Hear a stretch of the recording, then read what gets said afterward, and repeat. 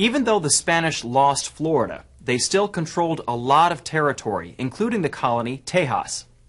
Because the population of Tejas was very sparse, Spain offered land grants to anyone willing to settle there, as long as they agreed to obey Spanish law. Moses Austin from Missouri took up the offer, but he died before he could establish his colony. So, his son Stephen took over the claim. Stephen Austin arrived there in 1821, just as Mexico and Tejas won independence from Spain. By 1827, nearly 300 families had moved to Austin's colony. When news of the rich lands and grassy plains spread, other settlers arrived in droves, almost all of them from the United States. The greatly outnumbered Tejanos, Texans of Spanish heritage, resented the Americans, and the Americans, in turn, disliked the Tejanos. Tensions grew.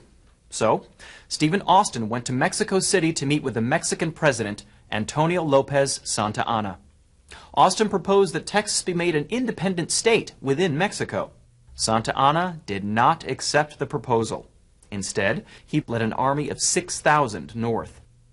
In response, a group of Texans declared Texas a free and independent republic. They named Sam Houston to lead their army. In reality, it wasn't much of an army. It was two small forces.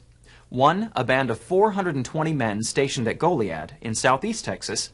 The other, a small group of volunteers, occupied the Alamo, a fortress mission in San Antonio. The Texans were also supported by a band of 25 Tejanos led by Juan Seguin. On February 23, 1836, Santa Anna's army surrounded San Antonio. The next day, he attacked the Alamo. The Battle of the Alamo has become one of America's greatest stories. About 187 volunteers, including legends such as Davy Crockett and Jim Bowie, held off the Mexican army for 12 days, until, on the 13th day, they ran out of ammunition. The Texans refused to surrender. None of the men survived.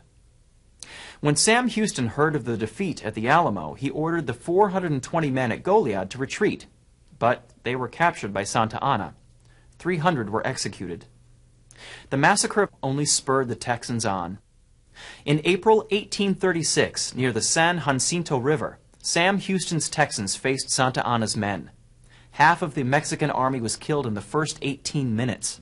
Santa Anna was forced to sign a treaty declaring the independence of Texas.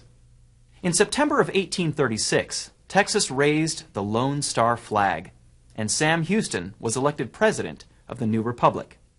But most Texans were Americans, and they wanted to join the Union, so Texas petitioned Congress for statehood. After much wheeling and dealing, in 1845, Texas was admitted as the 28th state. It was the first and only independent republic to join the Union.